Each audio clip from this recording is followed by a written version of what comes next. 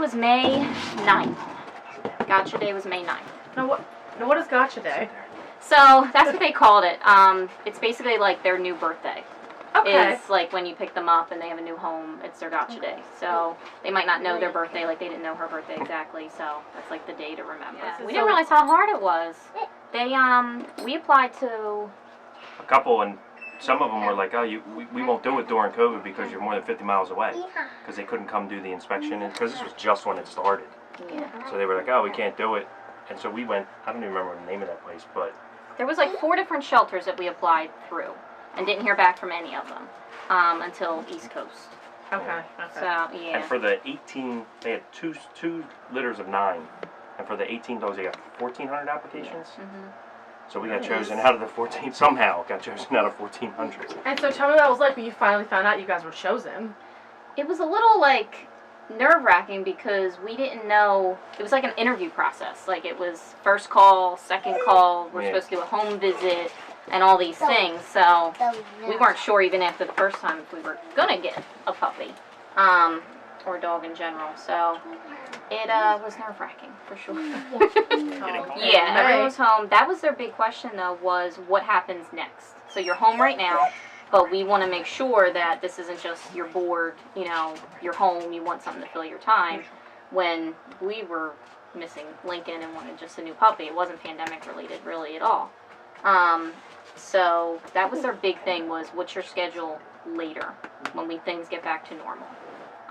They asked about the kids. They didn't want like babies, but they said like 3 and up was okay. They asked about other pets. They asked about other pets. They said that they try to place specifically with people who have lost pets, which was us.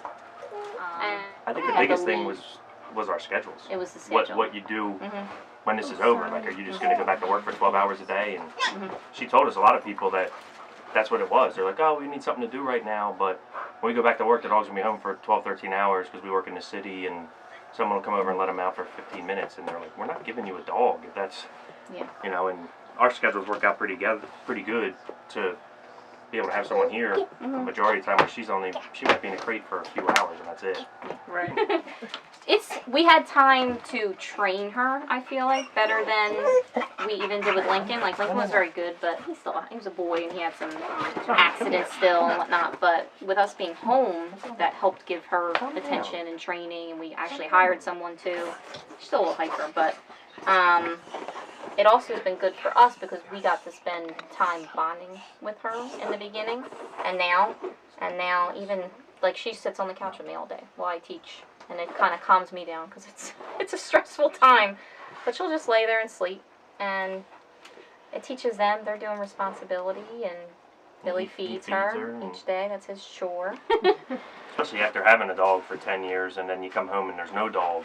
It's cool just having, you're coming home to the tail wagging. Yeah, the tail wagging. And because Lincoln was I still always say, hey, I'm like, you got big shoes to fill, because he was just cool. I mean, he came home and his tail was wagging so hard, he's like beating the walls with it, and so it's nice to have that again. That was the first thing that went wrong with Lincoln, was his back legs went out. Yeah. So he couldn't wag his tail. And we're like, oh, this is not him. Like, it's like that was something that we missed, was just the tail wagging, happiness walking through the door.